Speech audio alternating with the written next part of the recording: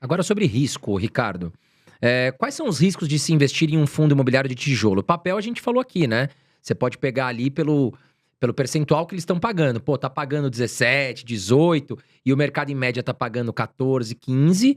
É porque provavelmente tem mais risco. Agora, e fundos imobiliários de tijolo? Como identificar se ele é mais arriscado ou mais seguro?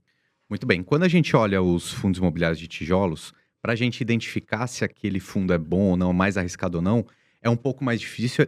A gente não consegue ver através de uma métrica. A gente vai ter que olhar um pouco mais o imóvel, né? Ou o conjunto de imóveis que tem lá dentro. Localização é muito importante. Qualidade técnica do empreendimento também. Muitos têm que passar por reforma, né? Porque a gente está falando de tijolo mesmo. A gente está falando de prédio, está falando de galpão. A gente precisa olhar histórico da equipe de gestão, como que eles, ah, como eles agem em períodos de crise, por exemplo, se eles fazem boas compras e vendas no momento certo. Então, o fundo imobiliário de tijolo, ele precisa de um pouco mais de análise, né, dos imóveis em si. Então, assim, é muito difícil a gente olhar uma métrica, simplesmente e conseguir chegar a essa conclusão. Até porque depende-se muito, quando a gente fala de fundos de tijolos, da economia. Então, assim, um galpão logístico. Tem muita empresa alugando? Provavelmente, perto das grandes capitais, vai ser um galpão mais procurado. Então, esse galpão tende a sempre ter inquilinos. Então, a localização, quando a gente fala de fundo de tijolo, é fundamental. Eu acho que seria o primeiro ponto.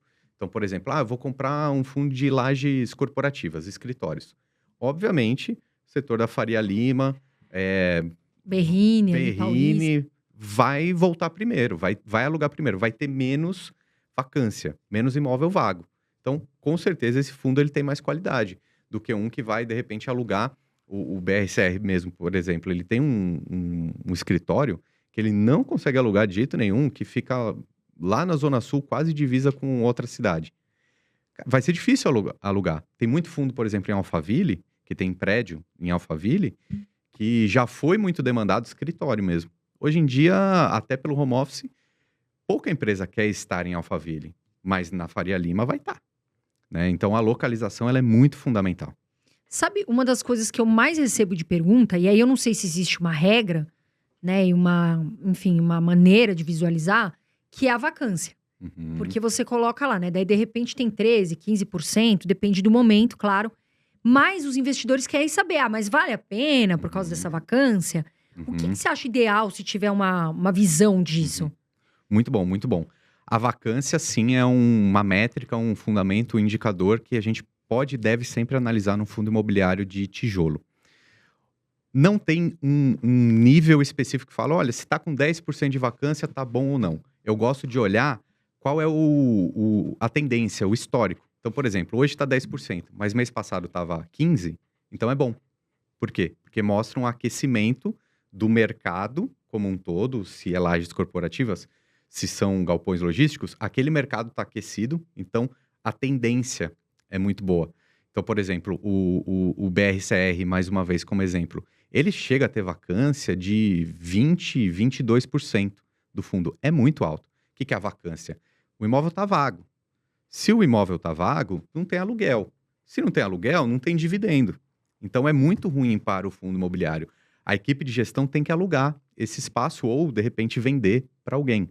Mas se não tiver procura, não tem muito que a gestão consiga fazer. Então, um bom indicativo é se a vacância estiver diminuindo. Então, se você vê alguma notícia, o fundo imobiliário X ou Y ou Z conseguiu alugar um galpão logístico, conseguiu alugar um box na feirinha da madrugada. É bom. Se ele está conseguindo alugar, excelente. Se está tendo distrato, né, se está tendo cancelamento de contrato, aí é péssimo, porque mostra uma tendência negativa.